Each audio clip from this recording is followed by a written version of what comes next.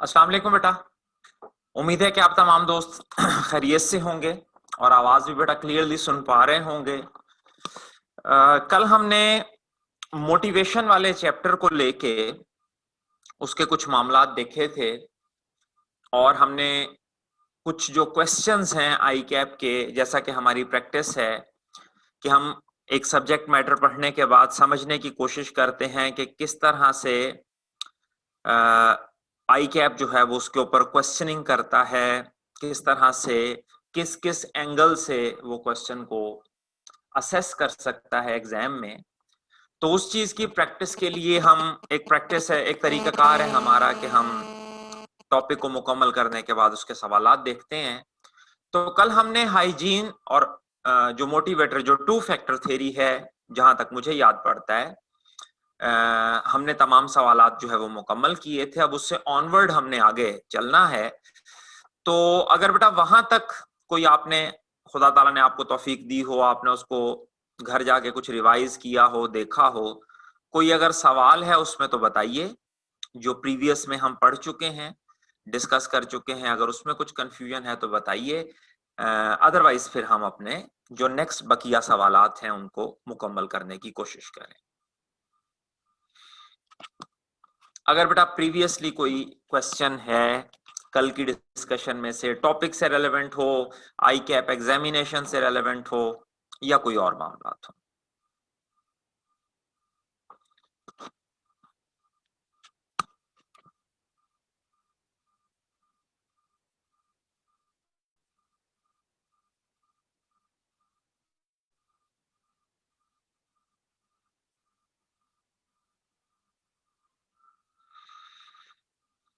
कोई बेटे कंफ्यूजन, कोई मामला, कोई मसले मसाइल इससे जुड़े हुए?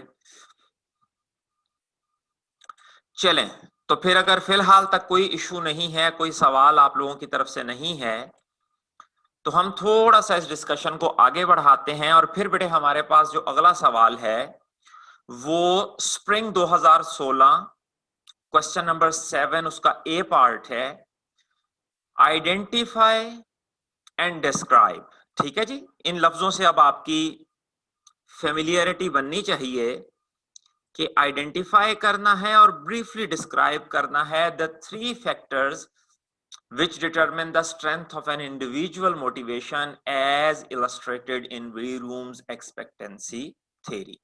तो बेटे बड़ा ही सिंपल सा फार्मूले की शक्ल में हमने इस चीज को देखा था। ये आपके सामने ब्लैक हाइलाइटेड बैकग्राउंड में लिखा हुआ है कि फोर्स ऑफ मोटिवेशन जो है वो इक्वल है एक्सपेक्टेंसी के, इंस्ट्रूमेंटेलिटी के और वैलेंस के। अब उसने बेटे अगली बात ये की है कि ना सिर्फ इन तीनों को आइडेंटिफाई करना है बल्कि इनको ब्रीफली डिस्क्राइब करना है। तो बेटा ये देखिए, इनका ब्रीफ डिस्क्रिप्शन ये लिखा हुआ है। यानी अब ये जिसको येलो कलर में मैंने हाईलाइट किया है, अगर आप ये 3 लाइनें लिख देंगे तो ये बेटे आइडेंटिफाई भी हो जाएगा और ब्रीफली डिस्क्राइब भी हो जाएगा। 3 मार्क्स का ये सवाल है। और फिर उसके बाद वो कहता है explain briefly the measures suggested by Vroom which managers should adopt to achieve optimum level of motivation for their employees। तो बेटे अगर इस सवाल को भी आप देखें तो हमारे पास बिल्कुल इसका जो है वो सीधा सीधा सा एक जवाब जो है वो मौजूद है, बिल्कुल ही सिंपल सा। ये देखिएगा जरा, अगर आप देखें, ये गौर कीजिएगा जी, expectancy theory has several implications for management. और एग्जैक्ट बेटा नीचे ये पूरी बात लिख देनी थी। 2 चीजें उसने पूछी हुई हैं। एक उसने पूछा है भाई फैक्टर्स को आइडेंटिफाई करो और उनको ब्रीफली एक्सप्लेन करो। अगली बात मेरे बच्चे वो लिखता है कि मैनेजर्स जो हैं वो किस तरह से मामलात को चला सकते हैं। तो वो देख लीजिए बेटे जो इंप्लीकेशंस हैं। 3 फैक्टर्स जो हैं वो एक्सपेक्टेंसी से रिलेट करते हैं, नीचे 2 फैक्टर्स जो हैं वो इंस्ट्रूमेंटेलिटी से रिलेट करते हैं। 7 नंबर का बिल्कुल ही सीधा साधा सा सवाल था, जैसा बुक में लिखा हुआ था, नोट्स में लिखा हुआ था, वैसा ही उठा के इसे एग्जामिनेशन में छाप देना था। अगला जो सवाल है, अब आप लोग बेटा एक चीज को और ऑब्जर्व कर रहे होंगे, ये शुरू में पहले दिन ओरिएंटेशन में मैंने आपको बाकायदा वो कागज एक प्रोवाइड किया था और उसके ऊपर सवाल लिखे हुए थे और मैंने आपको हाईलाइट किया था कि किस तरह से आई कैप जो है उसके सवाल पूछने का तरीकेकार अब तब्दील हो चुका है। जैसा कि किसी वक्त जिस तरह से वो सवाल पूछा करता था, सीधे स्ट्रेट सवाल, अब उस तरह से नहीं है।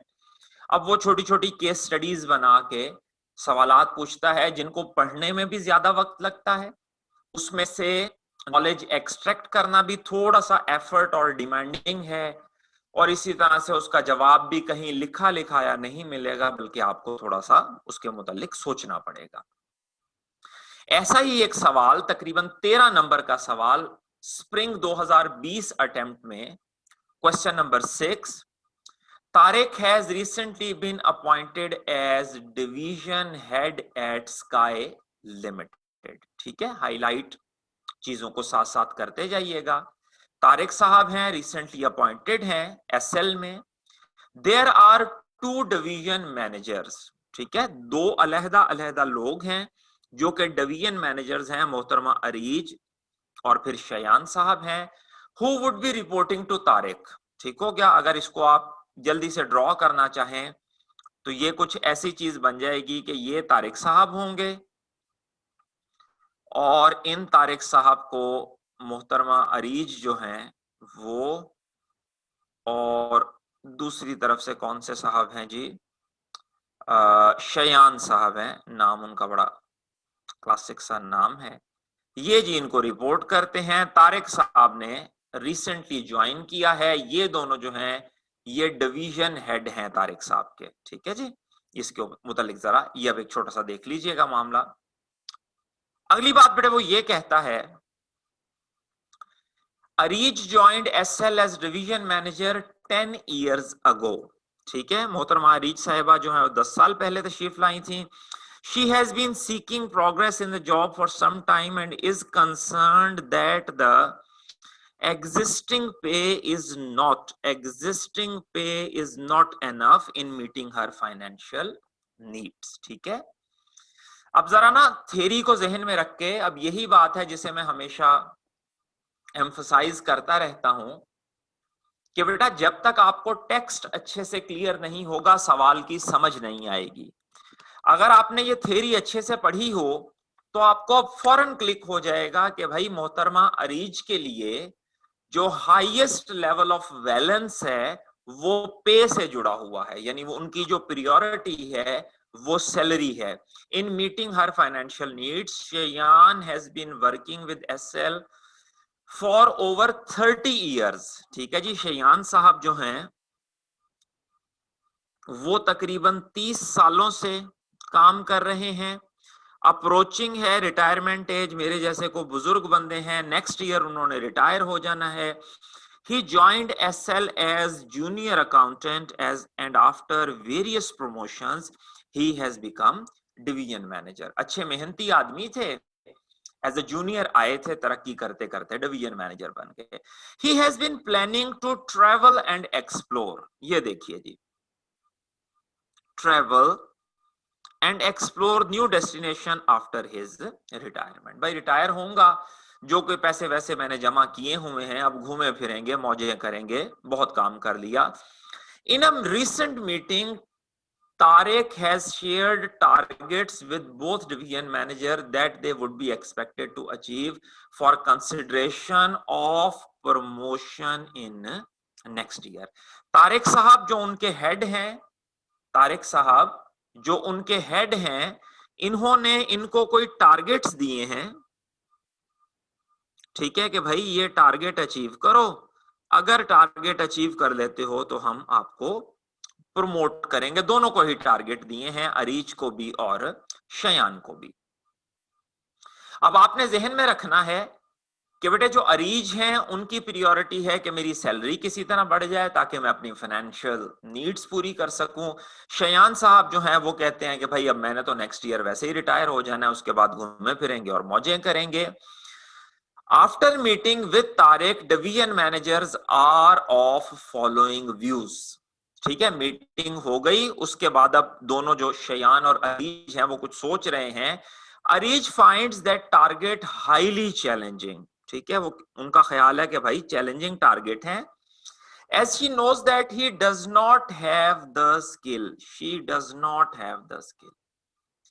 ठीक है, टारगेट उसने अचीव करना है और मुसीबत क्या पड़ रही है उसको, वो टारगेट इतने चैलेंजिंग क्यों लग रहे हैं कि उन टारगेट्स को अचीव करने के लिए जो स्किल्स चाहिए वो स्किल्स उसके पास मौजूद नहीं है। She believes that she would only be promoted if she meets those target. अच्छा, अब यहां देखिए बिलीव्स,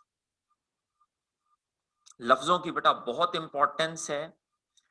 उसको इस बात का यकीन पूरा है कि अगर मैंने टारगेट अचीव कर लिए, अगर मैंने टारगेट अचीव कर लिए तो मुझे प्रमोशन मिल जाएगी। ठीक है, इस बात का उसको पूरा यकीन है। लेकिन मुसीबत क्या है कि उसको ये नहीं क्लियर हो रहा कि यार मेरे पास टारगेट मुश्किल है, मेरे पास वो स्किल्स नहीं है जिनसे मैं टारगेट को अचीव कर सकूं। Shayan believes that targets are achievable if you work more efficiently. बिल्कुल सीधी सी बात है, शयान को भी क्लियर है कि अगर वो थोड़ी मेहनत करेगा तो वो टारगेट्स को अचीव कर लेगा। However promotion seems highly unlikely as his retirement age is next approaching next year. अब वो ये सोच रहा है कि यार देखें जरा, थोड़ा सा ना गौर कीजिएगा, शयान के दिल में थोड़ा सा डर ये है कि यार अगले साल मैंने हो जाना है रिटायर। अब आप लोगों को बेटे अगर रिटायरमेंट का थोड़ा सा आइडिया हो ना, जो आपकी लास्ट सैलरी होती है ना उसके मुताबिक आपके रिटायरमेंट बेनिफिट्स कैलकुलेट होते हैं, या जो आपका लास्ट ग्रेड या डेजिग्नेशन होता है उसके मुताबिक ग्रेड जो है वो कैलकुलेट होते हैं। शयान को यह लग रहा है कि यार अगर इन्होंने मुझे प्रमोट किया तो पोस्ट रिटायरमेंट जो बेनिफिट्स हैं, जितने बेनिफिट्स हैं पोस्ट रिटायरमेंट, वो इनको मुझे नए डेजिग्नेशन के मुताबिक देने पड़ेंगे जो कि लाजमी तौर पर ज्यादा होंगे। तो शयान को ये डर लग रहा है, शयान के दिल में ये डाउट है कि हो सकता है ये मुझसे टारगेट तो अचीव करवा लें लेकिन जो मेरी रिटायरमेंट बेनिफिट्स वगैरह हैं उसके खर्चों से बचने के लिए ये मुझे अगले ग्रेड में प्रमोट ना करें। फॉर एग्जाम्पल, अगर मैं नाराज हो जाऊं कि भाई मुझे प्रमोट क्यों नहीं किया, तो फिर भी ऑर्गेनाइजेशन को फर्क नहीं पड़ता कि अगले साल तो वैसे ही मैंने रिटायर हो जाना है, एंड सो ऑन। आगे बढ़ने से पहले जल्दी से जरा अपनी अपनी कॉपीज के ऊपर बेटे आप भी बनाइए। ये देखिए जरा कहानी क्या चल रही है। जो अरीज हैं उनके लिए इंपॉर्टेंट चीज है इनकी सैलरी, बैलेंस है सैलरी का। इनकी मोहतरमा की एक्सपेक्टेंसी लो है।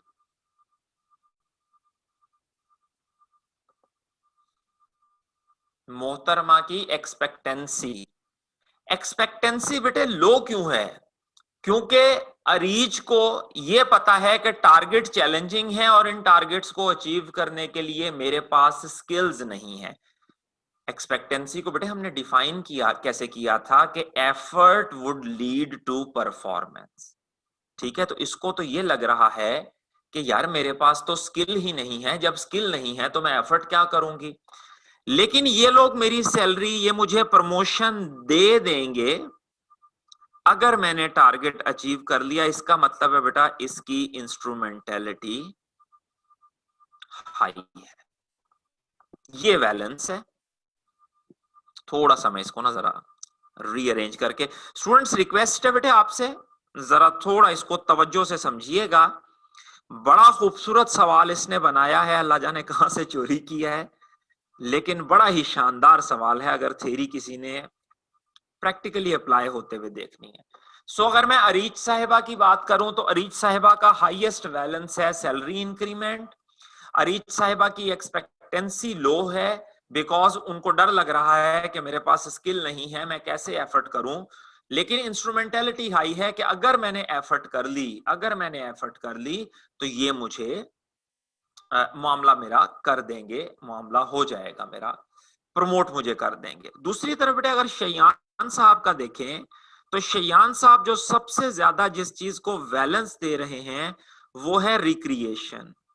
After retirement travel and benefits, travel and recreation, ठीक हो गया। और वो ट्रैवल और रिक्रिएशन बेटा करना चाहते हैं आफ्टर रिटायरमेंट। जिम्मेदारियां वगैरह पूरी हो गई होंगी शयान साहब की, तो उन्होंने कहा होगा कि भैया घूमते फिरते हैं, मौजें करते हैं। शयान साहब की एक्सपेक्टेंसी मेरे बच्चे हाई है। अगर आप सेंटेंस पढ़ें तो शयान का बिलीफ क्या है कि यार बहुत आसानी, हाँ जी अगर मैं एफिशिएंटली काम करूं तो मैं ये टारगेट अचीव कर लूंगा। दूसरी तरफ अगर आप इंस्ट्रूमेंटेलिटी पे गौर करें तो बेटा शयान की इंस्ट्रूमेंटेलिटी लो है, क्योंकि शयान को डर लग रहा है कि यार अगले साल तो मैंने रिटायर हो जाना है, ये मुझे प्रमोट करेंगे या प्रमोट नहीं करेंगे, डाउट है उसके दिमाग में। रीजन मैंने आपको समझा दी कि उसको डाउट क्यों है कि बेटा अगर उसको प्रमोट करके रिटायर किया तो नेचुरली फिर बेनिफिट्स भी ज्यादा देने पड़ेंगे, फैसिलिटीज भी ज्यादा देनी पड़ेंगी, पेंशन भी ज्यादा देनी पड़ेगी एंड सो ऑन। बाकी जो सारे मामला आते हैं टैक्स में, अकाउंटिंग में, आप लोगों ने अच्छे से पढ़े होंगे। तो ये पूरी सिचुएशन है जो मेरे बच्चों ने जहन में रखनी है। अब जरा हम चलते हैं सवाल की रिक्वायरमेंट की तरफ। रिक्वायरमेंट क्या है उसकी? Identify and explain the determinants of individual behavior as suggested by Vroom's expectancy theory। बिल्कुल सीधा सीधा सा बेटे सवाल और उसका सीधा सीधा सा जवाब। आपने 3 फैक्टर्स आइडेंटिफाई करके उसकी आगे एक एक लाइन में एक्सप्लेनेशन दे देनी है। फैक्टर्स कौन से हैं? वैलेंस, एक्सपेक्टेंसी और इंस्ट्रूमेंटेलिटी। एक लाइन में वैलेंस का लिख देना है, एक लाइन में एक्सपेक्टेंसी का लिख देना है और एक लाइन में इंस्ट्रूमेंटेलिटी का। अगली बात वो क्या कहता है? डिस्कस। ये देखें, ब्रीफली डिस्क्राइब या इस तरह नहीं, उसने एक तफसीली बात पूछी है। और डिस्कस यहां से भी क्लियर होता है कि सवाल 10 नंबर का है। Discuss whether strength of each of these determinants would be high or low in case of Areej and Shayan respectively। ये मेरे बच्चे ये देखें स्क्रीन के ऊपर, मैंने ये आपको ऑलरेडी सॉल्व करके दे दिया है कि जी अरीज की वैलेंस, एक्सपेक्टेंसी और इंस्ट्रूमेंटेलिटी क्या है और शयान की वैलेंस, एक्सपेक्टेंसी और इंस्ट्रूमेंटेलिटी क्या है, ये मैंने स्क्रीन के ऊपर सॉल्व कर दिया है। फिर वो कहता है suggest a course of action for Tariq, कि जो मैनेजर साहब हैं उनके लिए कोर्स ऑफ एक्शन, उन्हें बताएं कि वो क्या करें। Where the determinants of individual behaviour discussed in part A would be लो। अब देखें लो कहां कहां है। अरीज की सूरत में एक्सपेक्टेंसी लो है और मेरे बच्चे शयान की सूरत में इंस्ट्रूमेंटेलिटी लो है। अगर आप थोड़ा सा गौर करें अरीज की, अब तारिक को ना फौरी तौर पर देखना पड़ेगा कि अरीज की अगर एक्सपेक्टेंसी लो है तो क्यों लो है? क्योंकि उसके पास भाई नेसेसरी स्किल्स नहीं है। अगर शयान की इंस्ट्रूमेंटेलिटी लो है कि भाई ये प्रमोशन मुझे नहीं देंगे बिकॉज मैं रिटायर होने वाला हूं, तो फिर उसको किस तरह से दूर करना है? तो बेटा सिंपल सी बात है, अब 2-3 चीजें हैं। अरीज की सूरत में, अरीज के केस में तारिक को क्या करना चाहिए? अरीज के केस में मेरे बच्चे तारिक को क्या करना चाहिए कि फौरी तौर पर अरीज के लिए कोई ट्रेनिंग और डेवलपमेंट प्रोग्राम फौरी तौर पर लॉन्च कर दे, जहां पर अरीज को ये मौका हो कि वो अपने जो स्किल्स हैं उन स्किल्स को इंप्रूव कर सके। जैसे ही मेरे बच्चे अरीज के स्किल्स इंप्रूव होंगे, ये जो अरीज की लो एक्सपेक्टेंसी है ये मेरा बच्चा हाई हो जाएगी और फौरी तौर पर अरीज की मोटिवेशन भी हाई हो जाएगी। शयान की सूरत में बेटे 2 काम हो सकते हैं, ये तसल्ली से समझ लीजिएगा। 2 काम क्या हो सकते हैं? पहली तो बात जिसका हमें इंडिकेशन बुक क्वेश्चन में भी मिलता है, पहली बात तारिक जो है वो शयान को हौसला देगा कि भाई तुम जूनियर आए थे हमारे पास, हमने तुम्हें हर साल प्रमोशन दी है ना, हमने अपना हर किया हुआ वादा पूरा किया है, तो अब तुम्हें डर क्यों लग रहा है? अगर हमने पहले तुम्हें 30 साल प्रमोशन हमसे लेते रहे हो, अगर 30 सालों में हम तुम्हें प्रमोट इतनी दफा प्रमोट किया है, तो एक और प्रमोशन देने में हमें कोई मौत नहीं पड़ने लगी। एक ही ये चीज। लेकिन इस इशू में बेटे प्रॉब्लम क्या है कि भाई पहले आप प्रमोशंस देते थे तो तब वो रिटायर होने वाला तो नहीं था, अब तो वो रिटायर होने वाला है। तो बेटे इसकी एक दूसरा सॉल्यूशन ये निकल सकता है, आप दोनों ही पेपर में लिखाइएगा। दूसरी पॉसिबिलिटी ये हो सकती है कि बेटे शयान का जो रिवॉर्ड है वो रिवॉर्ड ही तब्दील कर दिया जाए। शयान को कहें कि सरकार आपको हम प्रमोशन नहीं देंगे बिकॉज अगले साल आप वैसे ही रिटायर होने लगे हैं, हम आपके पोस्ट रिटायरमेंट जो बेनिफिट्स हैं, पोस्ट रिटायरमेंट बेनिफिट्स, हम उनमें इजाफा कर देंगे। हम आपको आपको घूमने फिरने का शौक है ना, रिटायरमेंट के बाद आप घूमना फिरना चाहते हैं, हम आपको कोई ट्रैवलिंग की हेड में कोई चीज दे देंगे, कोई हम आपको ट्रैवलिंग अलाउंस पोस्ट रिटायरमेंट दे देंगे, हम कंपनी की तरफ से आपको कोई लॉयल्टी कार्ड वगैरह कोई ऐसी चीज बना देंगे। आप वो कार्ड जब एयरलाइंस में या होटल्स वगैरह में दिखाएंगे तो कंपनी के बिहाफ पे इतने % आपको डिस्काउंट मिल जाएगा। कोई भी ऐसा रिवॉर्ड जिसका ताल्लुक पोस्ट रिटायरमेंट लाइफ से हो, जिसमें बेटे मेडिकल फैसिलिटी भी हो सकती है, ट्रैवलिंग इंश्योरेंस भी हो सकती है, कोई लंप सम अमाउंट भी हो सकती है, कोई किसी किस्म के डिस्काउंट्स हो सकते हैं, पोस्ट रिटायरमेंट बेनिफिट्स जो हैं उनमें इजाफा किया जा सकता है। अरीज की सूरत में तारिक को एक ही काम करना पड़ेगा, जल्दी से ट्रेनिंग प्रोग्राम अरेंज कराए ताकि अरीज के जो स्किल्स हैं वो रिकवर हो जाएं और अरीज में कॉन्फिडेंस आ जाए, सेल्फ एफिकेसी बढ़ जाए और वो उसको अचीव कर ले।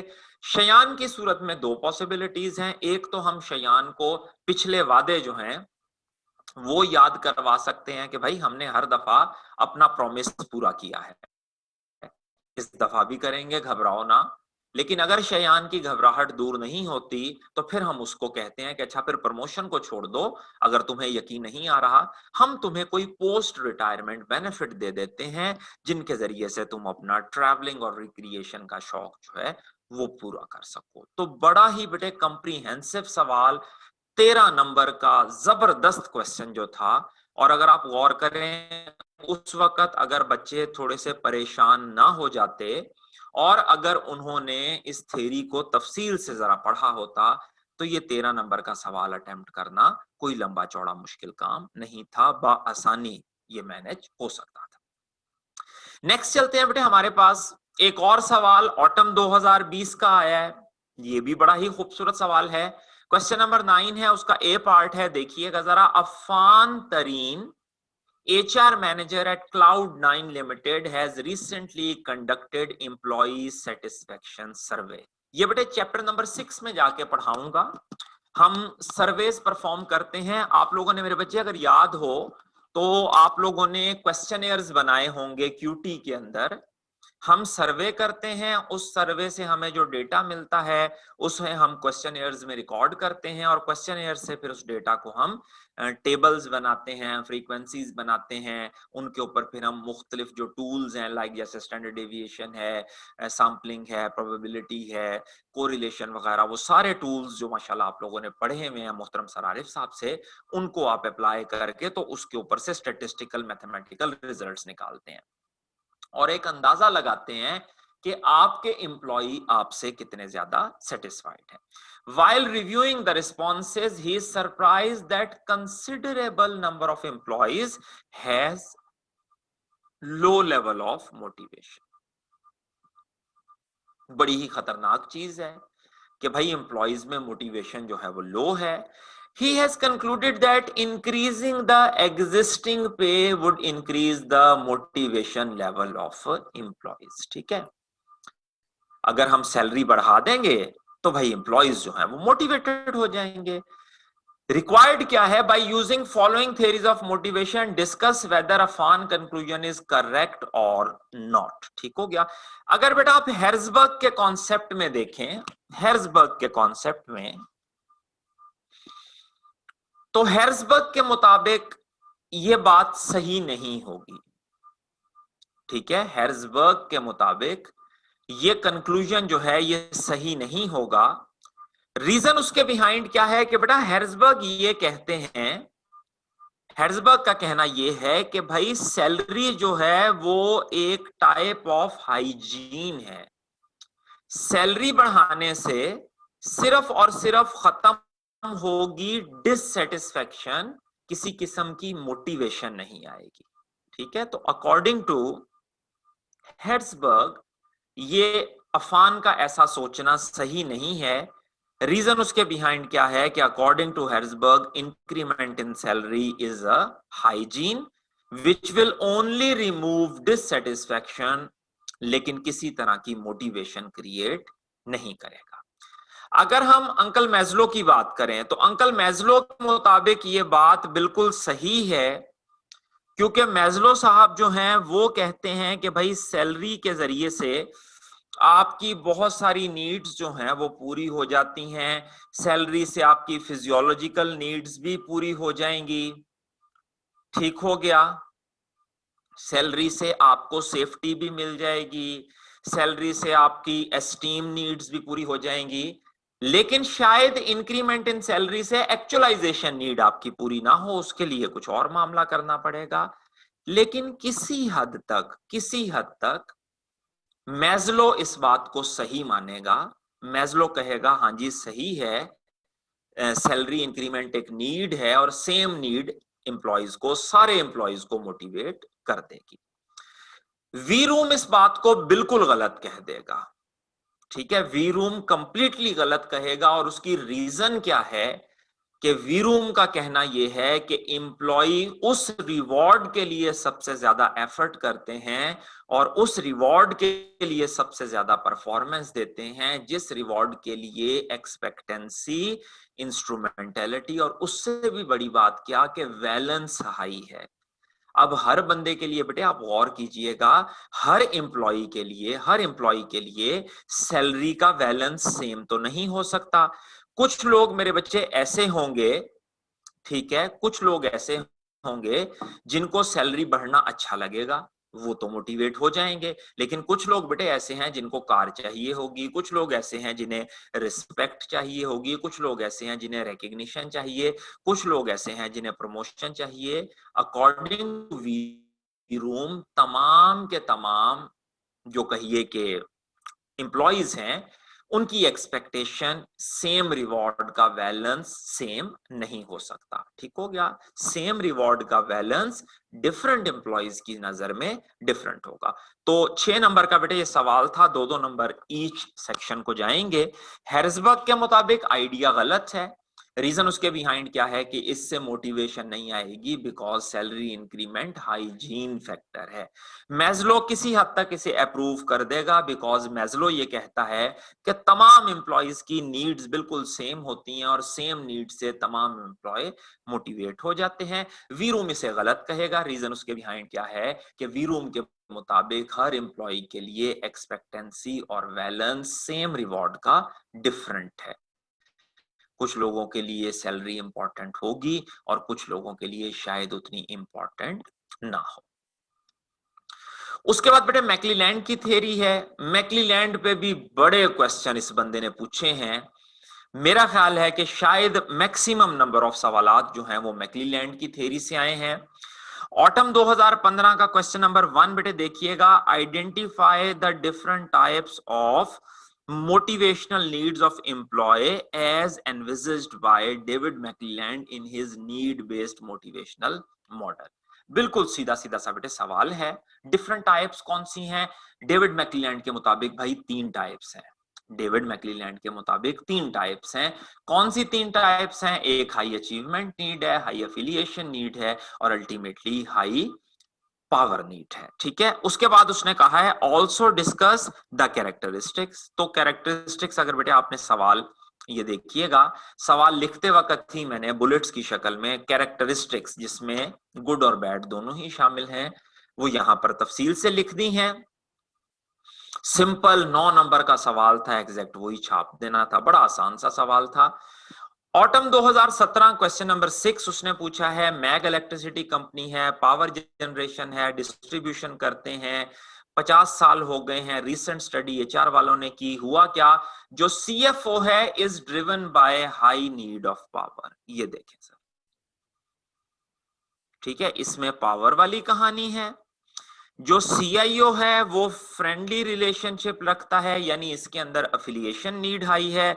जो हेड ऑफ एचआर है वो personal responsibility for finding solution and problems, ये चाहता है कि इसकी एफर्ट्स को रिकग्नाइज एंड अप्रिशिएट करें। जैसे ही बेटे आप सवाल पढ़ते हैं आपको फौरन समझ आ जाता है, जो सीएफओ साहब हैं वो पावर के कायल हैं, जो सीआईओ साहब हैं वो अफिलिएशन के कायल हैं, और जो ह्यूमन रिसोर्स वाले साहब हैं वो अचीवमेंट के कायल हैं। बिल्कुल सिंपल सी। Clarify the need of above individual according to McClelland motivational theory and explain how these need affect their role in the organisation. ये जो बेटे एक्सप्लेन है उसने कैरेक्टरिस्टिक्स पूछी हैं सिंपल किस्म की, कि जिस बंदे में प्रेस्टीज की नीड जो है, स्टेटस की नीड, पावर की नीड हाई होती है, वो ऑर्गेनाइजेशन में क्या हरकतें करता है। जिसमें अचीवमेंट नीड हाई होती है वो ऑर्गेनाइजेशन में क्या हरकतें करता है। जिसमें अफिलिएशन नीड हाई होती है वो क्या करता है। तो बेटे वो तफसील से मैंने इंडिविजुअल कैरेक्टरिस्टिक्स के अंदर लिख दिया है। अकॉर्डिंग टू मैक्लीलैंड, ऑटम 2018 में फिर इसने सवाल पूछ लिया है, 10 नंबर का बी पार्ट है। According to McClelland motivational need theory, need for achievement, need for power, need for affiliation significantly influence the behavior of an individual, which is useful to understand from a managerial context। ठीक हो गई बात। Briefly discuss characteristics पूछी है बेटा उसने of individual who are motivated by each of above three need as suggested. Also mention under which dominant need a person would most likely be a good leader।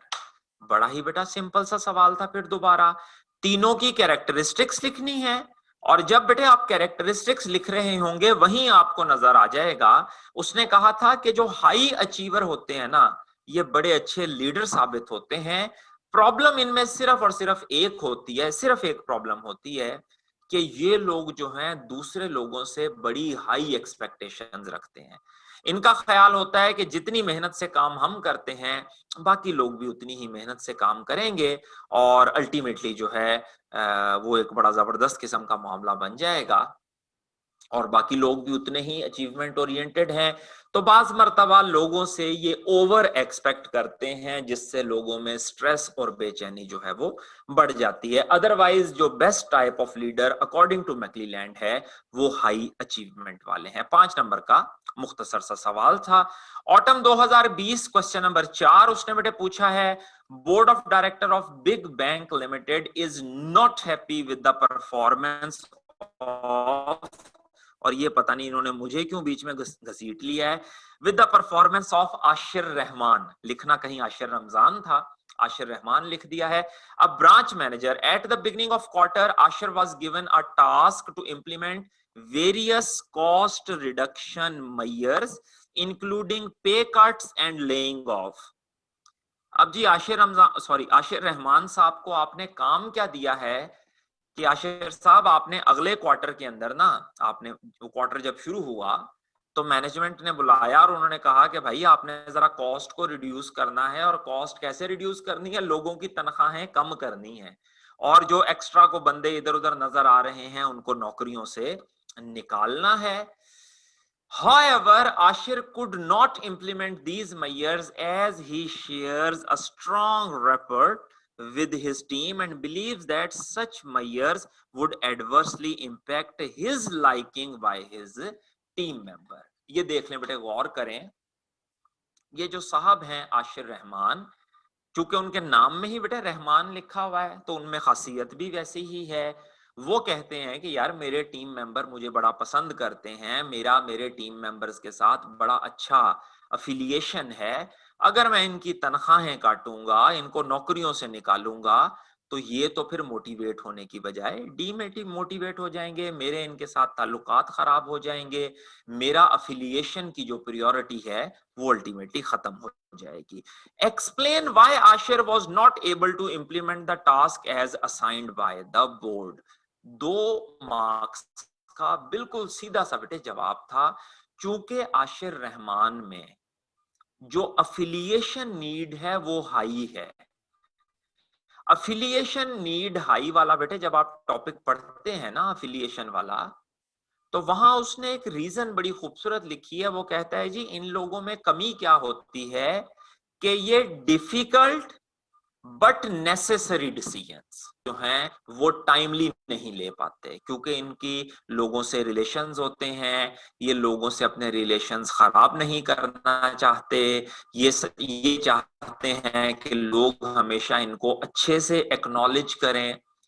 तो first जो पहले जो point है उसका जवाब क्या है कि भाई आशिर रहमान इसलिए नहीं कर पा रहा कि इसमें अफिलिएशन नीड हाई है, और जिन लोगों में अफिलिएशन नीड होती है वो नेसेसरी और हार्ड डिसीजंस जो हैं, हार्ड बट नेसेसरी डिसीजंस जो हैं उनको टाइमली मैनेज नहीं कर पाते।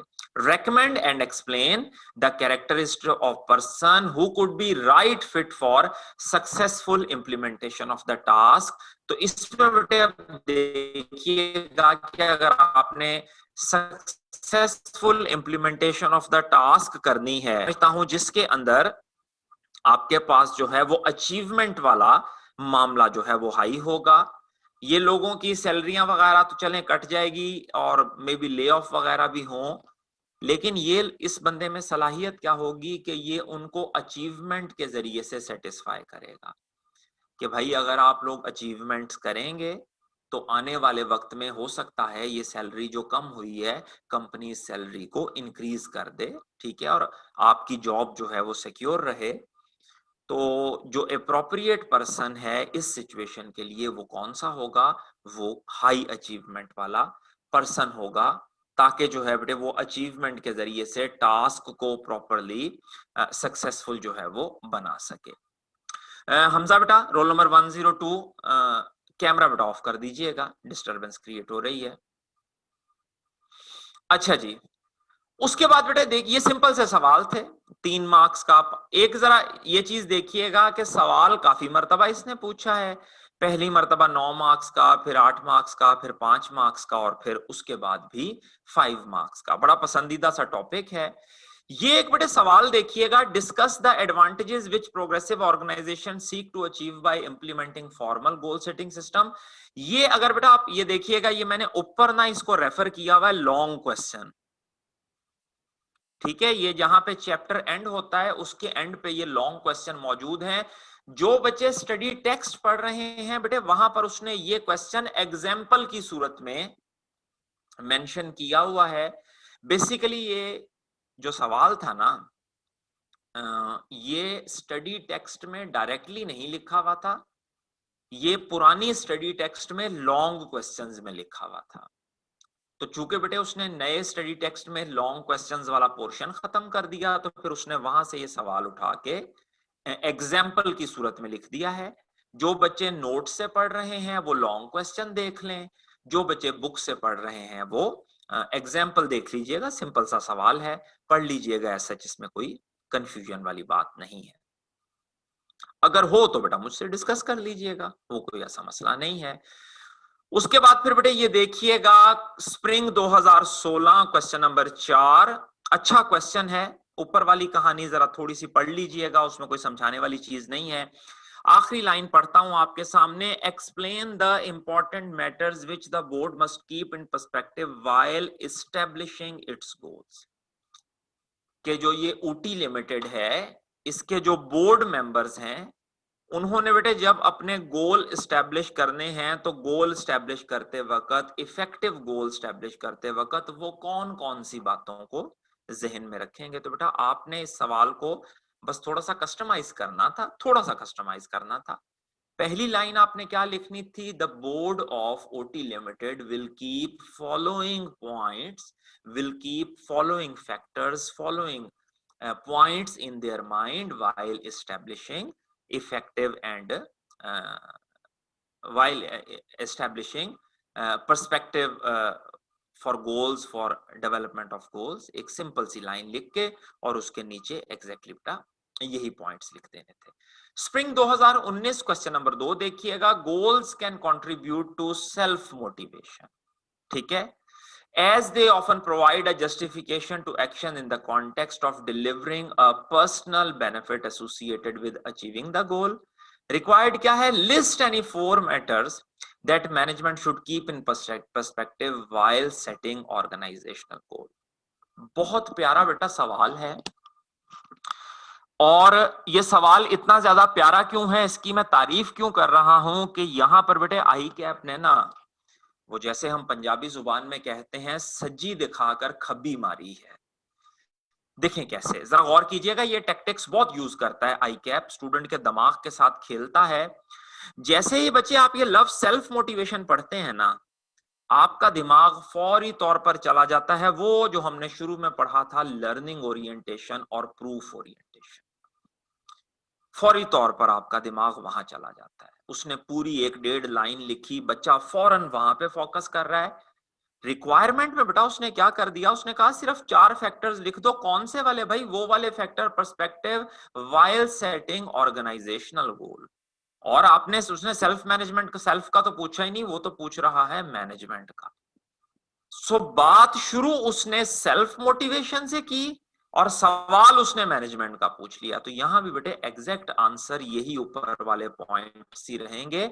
मेहरबानी करके कहीं इसमें गलती से वो लर्निंग ओरिएंटेशन और प्रूफ ओरिएंटेशन वाली कहानी लिख मत आइएगा।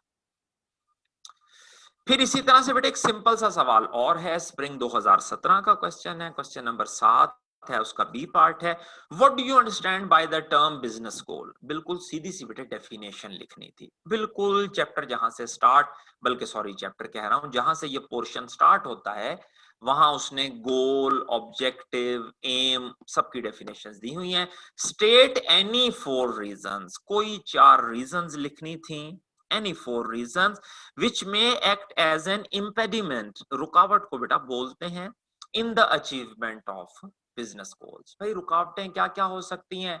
आपके गोल फ्लेक्सिबल नहीं है, आपके गोल स्ट्रेस क्रिएट करते हैं, आपके गोल बहुत इजी हैं, या आपके गोल बहुत ज्यादा चैलेंजिंग हैं। ठीक हो गया? वो 4-5 पॉइंट्स उसने लिखे हुए हैं।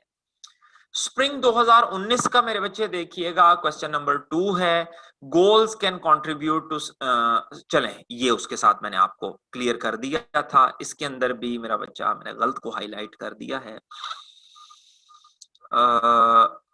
हाँ जी ठीक है, ये सवाल हम ऊपर अभी पढ़ के आए थे, इसका ए पार्ट बेटा हमने यहाँ पे सॉल्व किया है, और बी पार्ट बेटा इसका मैंने नीचे लिखा हुआ है, list and explain limitations organization despite that they are realistically challenging। अब यहां पर बेटा एक चीज देखिएगा, ये भी इसने कमाल दिखाया है।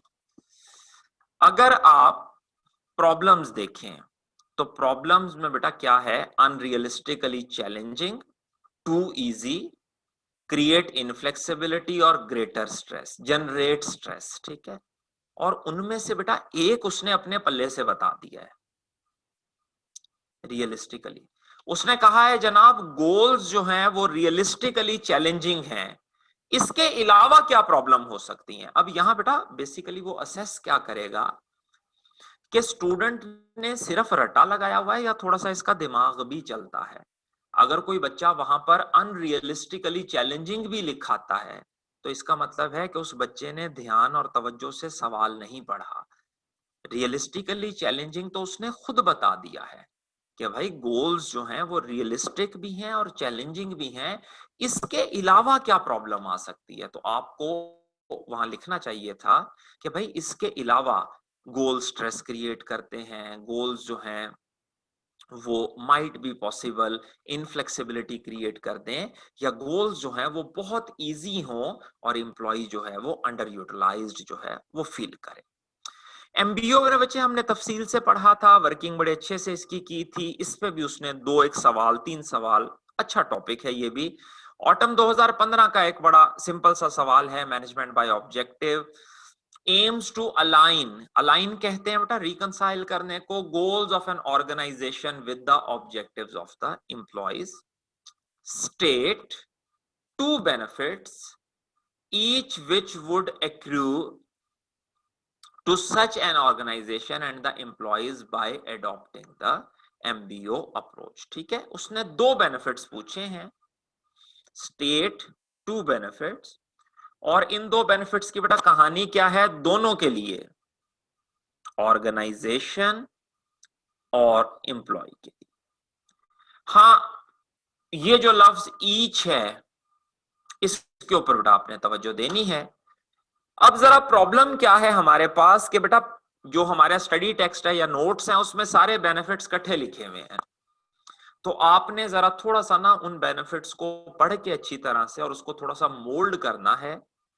दो बेनिफिट्स हैं ईच, दो आपने लिखने हैं ऑर्गेनाइजेशन के लिए। पहली लाइन आप ऊपर क्या लिखेंगे जी, following are the benefits of MBO for organisation, उसके नीचे दो पॉइंट लिख दें और उसके बाद फिर बेटे आप लिखिएगा following are the benefits of MBO for employee और उसके नीचे दो पॉइंट लिख दें। अब के नीचे कौन से लिखने हैं वो आपको जरा वहां से पढ़ के सर्च करना पड़ेगा। स्प्रिंग 2019 बेटे देखिएगा, क्वेश्चन नंबर 7 है, स्प्रिंग 2019 क्वेश्चन नंबर 7, उसका बी पार्ट देखिएगा। MS Fatima has recently joined as CEO of a medium size entity। ठीक है, फातिमा साहिबा हैं, CEO हैं मीडियम साइज एंटिटी की। She has noted that organizational objectives are not clearly defined. ये देखें बेटा एक बड़ा मेजर सा प्रॉब्लम नजर आ रहा है कि ऑर्गेनाइजेशन के जो ऑब्जेक्टिव्स हैं वो क्लियरली डिफाइंड नहीं है। अब जब बेटा वो क्लियरली डिफाइंड नहीं है तो लोगों की वो समझ में भी नहीं आएंगे। and communicated to employees, therefore she has decided to implement the system of management by objective। उसने फिर सोचा क्या कि भाई चूंकि गोल्स ना क्लियरली डिफाइंड हैं, ना एम्प्लॉइज को प्रॉपरली कम्युनिकेटेड हैं, तो अब मैं क्या करती हूं, मैं एमबीओ अप्लाई कर देती हूं। स्टेट द स्टेप्स, वो प्रोसेस ऊपर पूरा लिखना है। इस सवाल का भी बेटा आप स्टार्ट बिल्कुल इसी तरह ही करेंगे, MS Fatima CEO will follow following steps to implement MBO in her organisation. पहली लाइन, इसे हम कस्टमाइजेशन कहते हैं। पहली लाइन आप ये लिखेंगे और उसके नीचे फिर पॉइंट्स की शक्ल में, बुलेट्स की शक्ल में एग्जैक्टली वो प्रोसेस लिख देंगे। Briefly discuss any two difficulties. अब बेटा डिफिकल्टी से मुराद क्या है, डिसएडवांटेजेस MS फातिमा में encounter in the implementation of MBO। ठीक है, बड़ा सिंपल सा सवाल था, स्टेप्स लिखने थे और डिफिकल्टीज लिखनी थी।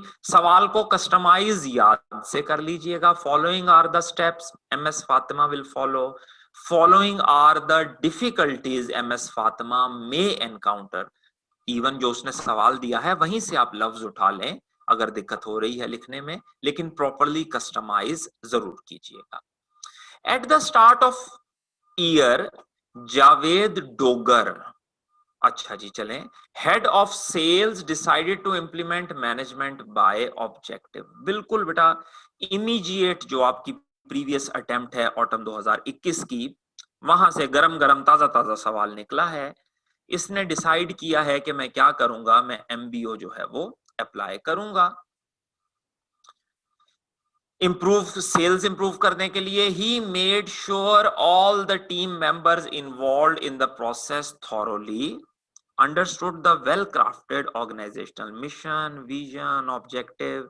He sent each team member an email giving them the goals to increase sale as much as possible। बेटा अगर आप गौर करें तो इन 2-3 लाइनों में वो आपको MBO का प्रोसेस बता रहा है।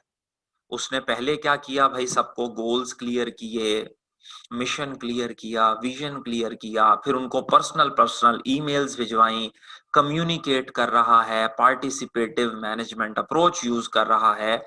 The salesperson who achieved the highest sale figure was to get a hefty cash prize at the end of the year. ठीक होगा जनाब, जो गोल अचीव करेगा हम उसे कैश की सूरत में एक बड़ा अच्छा खासा इनाम और इकराम जो है वो देंगे। However, to his surprise, when he conducted the performance appraisal at the end of the year, the sale figure did not show any improvement. उसने बड़ा लालच दिया, हर चीज उसने बड़े अच्छे तरीके से की, लेकिन सब कुछ करने के बावजूद भी उसको बड़ी हैरानगी हुई, अफसोस भी हुआ होगा कि भाई सेल जो है वो इंक्रीज नहीं हुई। देखते हैं जरा रिक्वायरमेंट क्या है। Briefly explain and relate the step of MBO process from scenario above. ठीक है, जो बेटा आपने प्रोसेस ऑलरेडी याद किया है, यहां से वो स्टेप्स आपने पिक कर करके उसके साथ मैच करने हैं। ठीक हो गया, यानी सवाल में से आपने स्टेप निकालने हैं और उन स्टेप को बेटा आपने इसके साथ, ये जो प्रोसेस आपने यहाँ लिखा हुआ है, इस प्रोसेस के साथ बेटा आपने उन स्टेप्स को मैच करना है। कि भाई वो ये देखें ना, पहला पॉइंट ही देखें, वो expressed as mission and vision, फिर अगला पॉइंट देखें कास्केडेड डाउन टू एम्प्लॉइज, फिर पार्टिसिपेटिव मैनेजमेंट यूज कर रहा है। वो कह रहा है कि जी प्रोसेस को उसके साथ रिलेट कीजिए। सिंपल है आइडिया, कंफ्यूज नहीं होना। Also suggest improvement to the process before Javed runs it again. ठीक हो गया, आपने कुछ सजेशंस भी देनी है कि भाई क्या ऐसी रीजन हो गई, क्या ऐसे मामलात हो गए जिसकी वजह से ये जो है वो प्रॉपर वर्किंग नहीं कर रहा programme. What benefits other than improve sale can Javed expect from a well implemented MBO process. तो बुनियादी तौर पर बेटा वो आपसे एडवांटेजेस पूछ रहा है कि अगर ये एमबीओ प्रोग्राम सही तरह इंप्लीमेंट हो जाता तो एक तो चले इसके नतीजे में सेल्स बढ़ जाती कंपनी की, इसके अलावा बेनिफिट्स क्या मिलते। तो वो बेटे आप देखिएगा कि एडवांटेजेस की सूरत में ये सवाल जो है वो यहाँ पर, ये देखें बेटा, बेनिफिट्स ऑफ एमबीओ की सूरत में ये चीज जो है वो यहाँ पर लिखी हुई है। एम्प्लॉय जो है वो मोटिवेटेड हो जाते, बड़ी अच्छी उनकी एक वर्किंग हो जाती है एंड सो ऑन। सिंपल सा क्वेश्चन है, स्टेप्स बताने थे, ब्रीफली एक्सप्लेन और रिलेट करने थे कि भाई स्टेप्स कौन कौन से हैं और उन स्टेप्स को किस तरह से ये साहब जो है वो अपनी ऑर्गेनाइजेशन में अप्लाई कर रहे हैं। फिर बेटे देखिएगा एक और सवाल है ऑटम 2018 का, क्वेश्चन नंबर 10, उसका ए पार्ट है, people with strong self efficacy are regarded as capable of performing well as they are likely to view challenging as something to be accomplishment rather than avoided. भाई ये लोग बड़े अच्छे होते हैं, बड़े नेक लोग होते हैं। रीजन क्या है कि अगर आप इनको कोई चैलेंजिंग काम दें तो ये उस चैलेंजिंग काम से बेटे उकताते नहीं हैं या घबरा नहीं जाते, परेशान नहीं हो जाते, बल्कि उसको अवॉइड करने की बजाय उसको पूरी पावर के साथ अचीव करने की कोशिश करते हैं। What do you understand by self efficacy? सीधी सी बेटे एक डेफिनेशन लिखनी थी। Discuss any 4 attributes of a person with strong self efficacy. 4 attributes बेटा ये ऊपर लिखे हुए हैं। अगर किसी की एफिकेसी हाई हो तो उसकी मोटिवेशन कैसी होगी, अगर किसी की सेल्फ एफिकेसी हाई हो तो उसकी बिहेवियर चॉइसेस कैसी होंगी, अगर सेल्फ एफिकेसी हाई हो उसके थॉट पैटर्न कैसे होंगे, और इवन अगर आप लिखना चाहें तो एकेडमिक प्रोडक्टिविटी जो है वो भी। लेकिन सारी नहीं लिखनी, सिर्फ आपने वो लिखनी है कि अगर किसी की सेल्फ एफिकेसी हाई हो तो नेचुरल सी बात है बेटा, जिसकी सेल्फ एफिकेसी हाई होगी उसमें मोटिवेशन भी हाई होगी। ठीक है, ड्राइविंग फोर्स भी उसमें हाई होगी, और इसी तरह आपने बाकी पॉइंट्स को भी सॉल्व करना है। क्वेश्चन नंबर 10 है ऑटम 2020 का, Muntaha Ibrahim, CEO at Prime Limited, along with HR manager, has conducted interviews of several candidates for the position of regional sales. ठीक है, 3 candidates have been shortlisted on the basis of defined criteria. अगर आप लोगों को मेरे बच्चे याद हो, मैंने आप लोगों को HR साइकिल में रिक्रूटमेंट भी पढ़ाई थी और सिलेक्शन भी पढ़ाई थी। बहुत सारे लोग आए इंटरव्यू देने के लिए, उन्होंने उनमें से कुछ लोगों को, गालिबन वो बता रहा है कितने लोग जी, कंडक्टेड इंटरव्यू सेवरल कैंडिडेट्स उन्होंने सिलेक्ट किए हैं, 3 कैंडिडेट्स जो हैं वो शॉर्टलिस्ट हुए हैं। However, Muntaha believes that Ahmad will be best fit for the position as he has shown. बड़ा खूबसूरत बेटे सवाल है, तवज्जो दीजिएगा। as he has shown higher self efficacy and seems very confident and passionate। ये देखें सर, कोई एक साहब आए हैं अहमद के नाम से, बड़ी उनमें सेल्फ एफिकेसी और बड़े वो कॉन्फिडेंट और बड़े पैशनेट, बस ऐसे ही है कि जनाब आप मुझे नौकरी पे रख लो, मैं तो जिनको कि कंपनी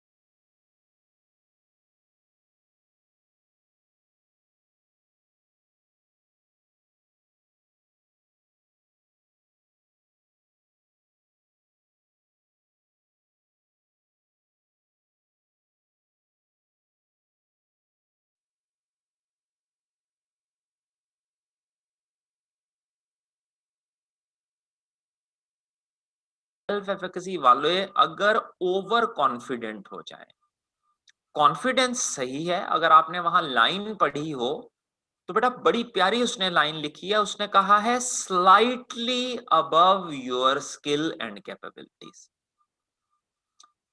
जो हमारा बेटा जो हमारा कॉन्फिडेंस है ना, वो हमारी सलाहियतों से स्लाइटली अबव होना चाहिए। जैसे बेटे रोजाना अगर मैं आधा चैप्टर पढ़ता हूं तो कॉन्फिडेंस मेरा क्या होना चाहिए कि नहीं भाई, अब मैं चूंकि रोजाना आधा तो पढ़ ही लेता हूं, लेकिन मेरे में कॉन्फिडेंस है कि अगर मैं हिम्मत करूंगा तो मैं रोजाना एक चैप्टर भी पढ़ सकता हूं। ये तो बात सही नजर आती है, दिस इज कॉन्फिडेंस। लेकिन बेटा अगर मैं ये कहूं कि जी चूंकि मैं रोजाना आधा चैप्टर पढ़ता हूं इसलिए अब मैं डेली हिम्मत करके 3 चैप्टर रोजाना के पढ़ लिया करूंगा, तो भाई this is over confidence.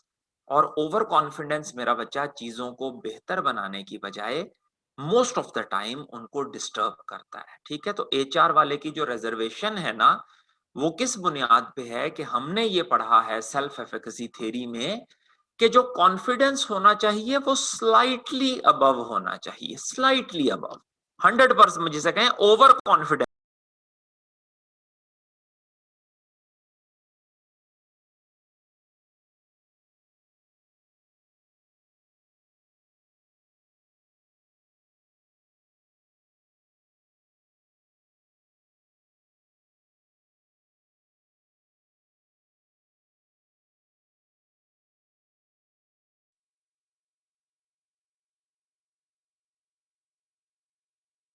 Plain approaches to reinforcement present in the scenario above. ये सवाल बेटा आप सब लोगों के पास मौजूद होगा, आप तमाम लोगों के पास नोट्स में मौजूद होगा। ये देखिए, स्क्रीन देखिएगा जरा, मैंने आपके सामने ये रीइंफोर्समेंट वाला कॉन्सेप्ट दोबारा से लिख दिया है। मेहरबानी करके बेटा इस सवाल को अटेम्प्ट कीजिए और मुझे व्हाट्सएप ग्रुप के अंदर मुख्तसरन मुख्तसरन इसका रिस्पॉन्स दीजिए। मुझे जरा जल्दी से ना बिल्कुल तरतीब से 1 2 3 4 तरतीब से मुझे लिख के व्हाट्सएप ग्रुप में शेयर करें कि सबसे पहला जो है वो क्या है, पॉजिटिव रीइंफोर्समेंट है या नेगेटिव रीइंफोर्समेंट है, पॉजिटिव पनिशमेंट है या नेगेटिव पनिशमेंट है।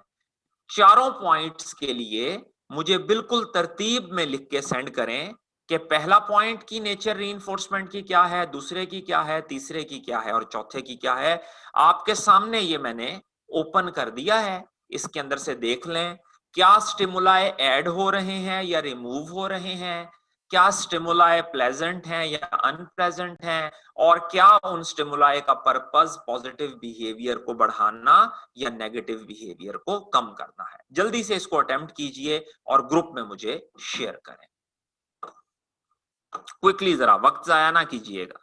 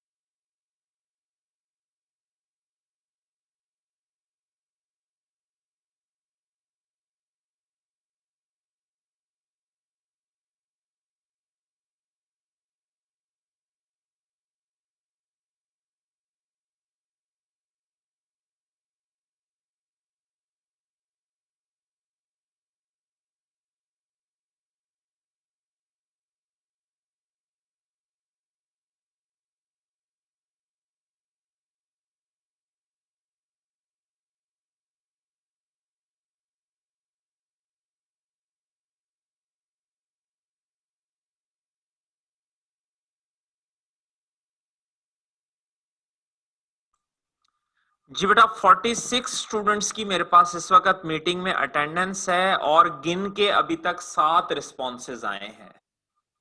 सही गलत तो बात की बात है, बाकी तमाम उलमा से बेटे रिक्वेस्ट है, जागें, उठें, शाबाश, हिम्मत करें। पेपर उन्होंने ही क्वालिफाई करना है, फीस दे के पढ़ रहे हैं, सदका नहीं चल रहा या मुफ्त मामला नहीं चल रहा। फीस पे की है आपने तो बेटा उस फीस का फायदा भी उठाएं और थोड़ी एफर्ट करें। देखें जरा चीजों को, बड़ा प्रैक्टिकल से नेचर का उसने क्वेश्चन बनाया है। जस्ट अभी तक मुझे 7 रिस्पॉन्सेज मिले हैं आउट ऑफ 45 स्टूडेंट्स।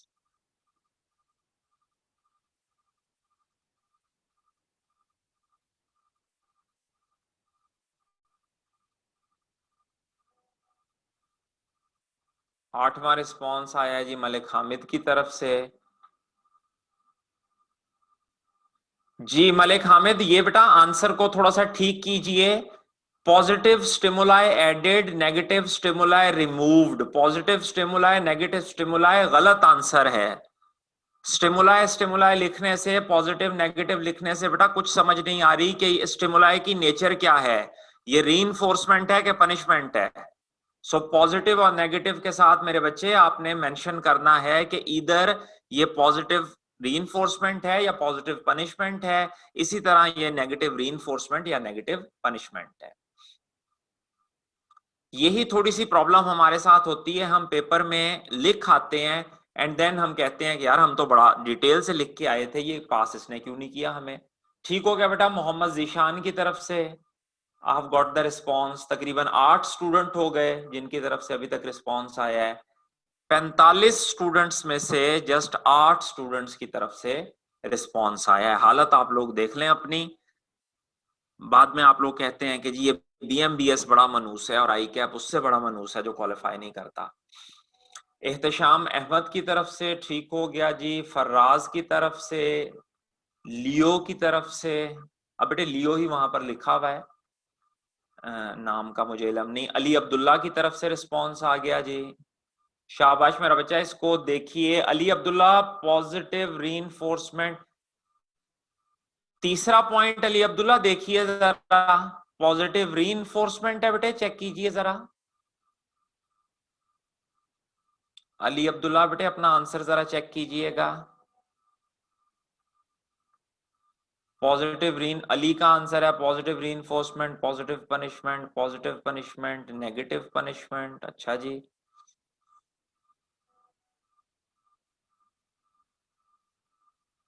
जी जी जी बेटा देख लीजिए। इसीलिए पुत्र मैंने एक अच्छा सवाल है और प्रैक्टिस पर्पसेस के लिए मैंने आपको दिया है कि ताकि आप लोग इसको जरा गौर कर लीजिए।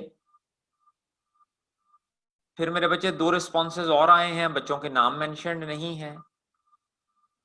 पॉजिटिव रीइंफोर्समेंट पनिशमेंट है, पनिशमेंट है नहीं इसमें भी। आंसर को बेटे जरा देखिए दोबारा।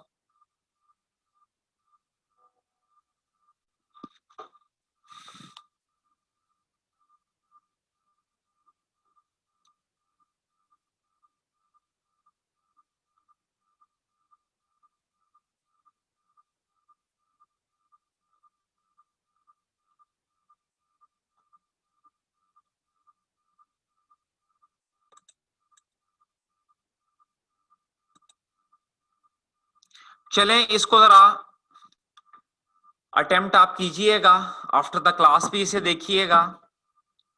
थोड़ा सा आगे बढ़ते हैं क्योंकि वक्त थोड़ा कम है, जरा इसको मजीद मुकम्मल करने की तरफ लेके चलते हैं। ऑटम 2016 का बेटे क्वेश्चन आया है। ऑटम 2016 का,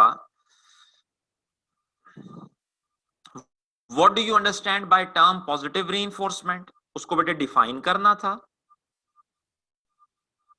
identify situation in which positive reinforcement would be most effective.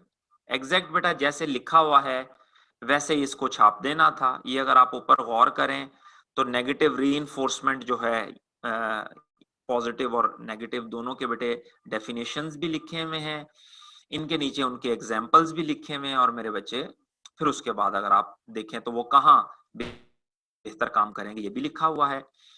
Spring 2018 में भी बेटा एग्जैक्टली उसने पॉजिटिव की डेफिनेशन पूछी है, नेगेटिव की डेफिनेशन पूछी है, हर एक की उसने बेटे एक एक एग्जांपल पूछी है। और फिर उसने सीधे साधे आपसे कहा है ब्रीफली डिस्कस करें टैक्टिक्स को। जैसे बेटे ऊपर पॉइंट्स की सूरत में टैक्टिक्स लिखे हैं वो आपने वैसे लिख देने थे।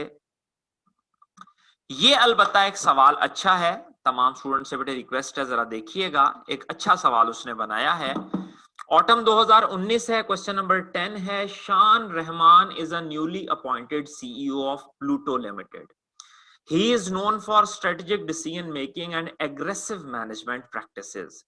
He notices that performance of departments can be radically improved. ठीक है, वो आया, उसने ज्वाइन किया, उसने देखा कि यार डिपार्टमेंट्स की परफॉर्मेंस को मजीद बेहतर बनाया जा सकता है।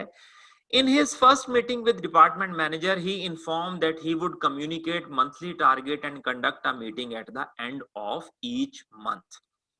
मंथ के स्टार्ट पे वो टारगेट दे दिया करेगा और हर महीने के एंड पे वो मीटिंग किया करेगा ये देखने के लिए कि टारगेट अचीव हुए हैं या नहीं हुए। He would maintain a list of manager whose department failed to achieve the desired performance. Manager of such department would be questioned on lower than expected performance in these meetings. हर महीने के and पे मेरे बच्चे जो assessment meeting हुआ करेगी उसमें हम देखा करेंगे कि किस किस डिपार्टमेंट ने अपना अपना गोल अचीव नहीं किया, टारगेट अचीव नहीं किया, और फिर उस डिपार्टमेंट का जो मैनेजर होगा उससे बाकायदा पूछा जाएगा, क्वेश्चन किया जाएगा कि भाई ये परफॉर्मेंस क्यों नहीं अचीव हुई। Manager of such department would be question and so on. Manager have been striving hard to achieve the set target. अब इस सारे चक्कर का बेटे नतीजा क्या निकला कि मैनेजर्स ने बड़ी मेहनत करना शुरू कर दी और वो चीजें अचीव करने के लिए काम कर रहे हैं।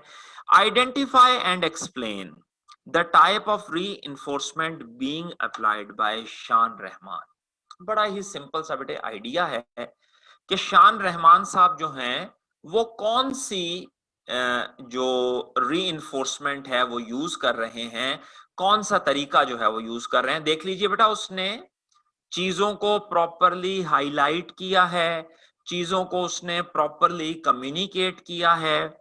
कम्युनिकेट करने के बाद इमीडिएटली उसने बाकायदा कहा है कि जी मैं मीटिंग्स वगैरह अनाउंस करूंगा, मैं लोगों से पूछूंगा कि भाई क्या क्या रीजंस हैं, क्यों आप लोग अपने टारगेट्स जो हैं वो उनको अचीव नहीं कर पाते। तो अगर आप बेटे गौर कीजिएगा, थोड़ा तवज्जो से इसको पढ़ें, तो शान रहमान मेरा बच्चा नेगेटिव रीइंफोर्समेंट यूज कर रहा है। नेगेटिव रीइंफोर्समेंट, ठीक है। जितनी भी प्रॉब्लम्स हैं बेटे, प्रॉब्लम्स क्या क्या हो सकती हैं, लोगों को उनके गोल्स पता नहीं लग रहे थे, शायद इसलिए गोल अचीव नहीं हो रहे थे। प्रॉपर लोगों से पूछगछ नहीं होती थी, लोग इसलिए गोल अचीव नहीं करते थे। तो ओवरऑल बेटे अगर आप देखें तो शान रहमान जो है वो नेगेटिव रीइंफोर्समेंट यूज कर रहा है, यानी उन तमाम स्टिमुलसेस को रिमूव कर रहा है जो पॉजिटिव बिहेवियर के रास्ते में रुकावट बन रहे हैं। Mention how Shaan Rahman ensuring that type of reinforcement theory he is applying would remain most effective। अब बेटा देखिएगा, आपने पढ़ा था नेगेटिव रीइंफोर्समेंट को कामयाब बनाने के सिर्फ दो तरीके हैं। दो तरीके हैं, वो दो तरीके बेटे कौन से हैं ये जरा देख लीजिए। एक तो बेटा सिंपल सी बात है, इमीडिएटली आफ्टर इवेंट हो। ये दोनों बातों को बेटा ध्यान से पढ़ लें। नेगेटिव रीइंफोर्समेंट मोस्ट इफेक्टिव कब होगी? पहली बात, महीने के शुरू में उसने टारगेट दिया तो महीने के एंड पे इमीडिएटली आफ्टर द इवेंट वो पूछना शुरू हो गया कि हाँ भाई क्यों अचीव नहीं हुआ, बजाय इसके कि वो 1 साल बाद या 6 महीने बाद पूछता। मंथ के शुरू में टारगेट दिया, एंड पे पूछना शुरू कर दिया। और फिर अगली चीज देखिए, वो ये काम उसने 1 दफा या 2 दफा नहीं किया, बल्कि मुसलसल फ्रीक्वेंटली राउंड द ईयर वो ये वर्किंग्स जो है वो परफॉर्म कर रहा है। तो पहले सवाल का बेटा बिल्कुल सिंपल सा जवाब क्या है? नंबर 1 जो ए पार्ट है उसका जवाब बेटे क्या है कि शान रहमान जो है वो नेगेटिव रीइंफोर्समेंट यूज कर रहा है। और बेटे उसकी एक्सप्लेनेशन भी मैंने आपको बताई कि शान रहमान हर उस प्रॉब्लम को, हर उस नेगेटिव स्टिमुलाई को रिमूव कर रहा है जो पॉजिटिव बिहेवियर के रास्ते में रुकावट बन रही है। और इसको सक्सेसफुल बनाने के लिए शान रहमान क्या कर रहा है? फ्रीक्वेंट भी कर रहा है और इमीडिएटली आफ्टर द इवेंट भी कर रहा है। तीसरा पॉइंट देखिएगा, mention 3 tactics that can be adopted to employ reinforcement theory in the business environment. Identify those tactics in given scenario. अब ये देखें बेटा, अगर ये वाला हिस्सा उसने ना लिखा होता ना, तो हमारी जान बड़ी आसानी से छूट जानी थी। हमने कोई भी 3 टेक्निक्स लिख देनी थी। अब हमें क्या करना पड़ेगा, ये बेटा सारी टैक्टिक्स हमें पढ़नी पड़ेंगी। ये वाली टैक्टिक्स, ये जितनी भी उसने यहां टैक्टिक्स लिखी हैं, ये सारी टैक्टिक्स मेरे बच्चे आपने पढ़नी है। और पढ़ने के बाद आपने इनमें से कोई 3 या 4 वो टैक्टिक्स पिक करनी है जो आपको शान रहमान के बिहेवियर में नजर आ रही है। ठीक हो गया? मतलब फॉर एग्जाम्पल अगर आप इसके अंदर गौर करें तो ये पॉजिटिव नेगेटिव, नेगेटिव के ऊपर ये काम कर रहा है। ये एम्प्लॉई के साथ जो है वो पार्टिसिपेटिव अप्रोच उनको मिला के काम कर रहा है। ठीक हो गया? Target positive and negative behaviour in appropriate order. और जब मैंने आपको समझाया था तो बेटा मैंने क्या बताया था कि पहले नेगेटिव लगानी है ताकि सारे स्टिमुलाई रिमूव हो जाएं, और जब फिर लोग परफॉर्म करना शुरू कर दें तो फिर पॉजिटिव लगानी है ताकि वो बिहेवियर उनकी हैबिट बन सके। तो काम आप लोगों ने क्या करना है, इन टैक्टिक्स को पढ़ना है और इन टैक्टिक्स में से बेटे जो रेलेवेंट टैक्टिक्स जो शान से रिलेट करती हैं उनको यहां पर लिखना है। थोड़ा सा बेटे कॉन्शियस रहिएगा। 7 नंबर का अच्छा क्वेश्चन उसने एक बनाया है। एक सिंपल सा बेटे सवाल उसने स्प्रिंग 2017 का पूछा है। तीनों की बेटे उसने एक्सप्लेनेशन पूछी है। 2-2 नंबर की। डिस्ट्रीब्यूटिव जस्टिस क्या है, प्रोसीजरल क्या है, इंटरेक्शनल क्या है, वो पर लिखी हुई है। उसमें एज सच कोई मसले मसाइल का सामना आपको नहीं करना पड़ेगा। और उसके बाद फिर मेरा ख्याल है जरा चैप्टर के एंड तक एक दफा चक्कर लगाते हैं जी। मजीद इसके अंदर कोई सवाल मौजूद नहीं है। तो आज का बेटे पूरा लेक्चर इंतहाई तसल्ली के साथ हमने जितने भी हमारे सवालात थे उनके ऊपर इन्वेस्ट किया है। 2 चैप्टर हमारे खत्म हो गए। नेक्स्ट अब ईद लीव्स वगैरह की जब अनाउंसमेंट आएगी कॉलेज की तरफ से तो फिर देख लेते हैं। अगर ये है कि पूरा हफ्ता जैसा कि गवर्नमेंट ने अनाउंस किया है, अगर कॉलेज भी पूरा हफ्ता ही ऑफ करता है, वैसे तो खैर अगर मेरी पूछें तो हफ्ता ऑफ करने की ऐसा कोई जरूरत तो नहीं बनती कि ऑनलाइन क्लासेस हो रही हैं, हम कौन सा कोरोना मेजर्स को डिस्टर्ब कर रहे हैं। लेकिन चलें, फाइनल डिसीजन मैनेजमेंट की तरफ से आएगा तो जैसे ही बेटे डिसीजन आता है फिर देख लेंगे अकॉर्डिंगली क्या है। एज्यूम हम ये कर लेते हैं कि जी पूरे हफ्ते के बाद अब जब हमारी नेक्स्ट मुलाकात होगी, एक मेरे बच्चे काम आपने जो खुसूसी तौर पर कर लेना है, ईद भी मनाइए, उससे मैं मना नहीं कर रहा। बाहर जाने की तो वैसे ही बेटे पाबंदी होगी, ना किसी ने किसी की तरफ ना आना ना जाना, बल्कि अवॉइड कीजिएगा मेरे बच्चे। अल्लाह ताला सबको अपनी हिफ्ज़ो अमान में रखे। लास्ट ईयर भी ऐसे ही हुआ था कि ईद के फौरन बाद एक सर्ज आया था कोरोना केसेस का, क्योंकि हम लोग बाज नहीं आते कोरोना के मामलात में इंटरेक्ट करने से। तो इसलिए बेटे एहतियात भी कीजिएगा, अच्छी तरह से मामलात कीजिएगा और दोनों चैप्टर्स को अच्छे से रिवाइज कीजिएगा, क्योंकि इमीडिएटली आफ्टर द लीव्स जो है वो आप लोगों का बेटे टेस्टिंग शेड्यूल मैंने अनाउंस कर देना है। बल्कि मैं कोशिश करूंगा ड्यूरिंग लीव्स ही ग्रुप में शेयर कर दूं, तो वो फिर हम इसके टेस्ट वगैरह शुरू कर देंगे ताकि साथ साथ तैयारी हो जाए। जो पढ़ा है उसको अच्छे से रिवाइज कर लीजिएगा। और एक रिक्वेस्ट है बेटे आपसे कि मेहरबानी करके झिझकिएगा ना कि जी छुट्टियां हैं या ईद की छुट्टियां हैं। आप जब भी पढ़ने की आपको तौफीक अल्लाह दे, दिन या रात, छुट्टियों में पहले आगे, आप बेटे फौरी तौर पर ग्रुप में सवाल शेयर कर दीजिएगा। मेरी कोई ऐसी लंबी चौड़ी वालिद साहब की ही बीमारी की ही थोड़ी मसरूफियत होती थी, वो मसरूफियत भी अल्लाह ने अब खत्म कर दी है। तो मैं अल्हम्दुलिल्लाह पूरी छुट्टियां मैक्सिमम टाइम आपको अवेलेबल रहूंगा। बिला झिझक होके सवाल पूछिएगा और मैं इंशाल्लाह आपकी हेल्प करने की पूरी कोशिश करूंगा। अपना ख्याल रखिएगा, घर वालों का ख्याल रखिएगा। इंशाल्लाह जल्द मुलाकात होती है। अल्लाह हाफिज।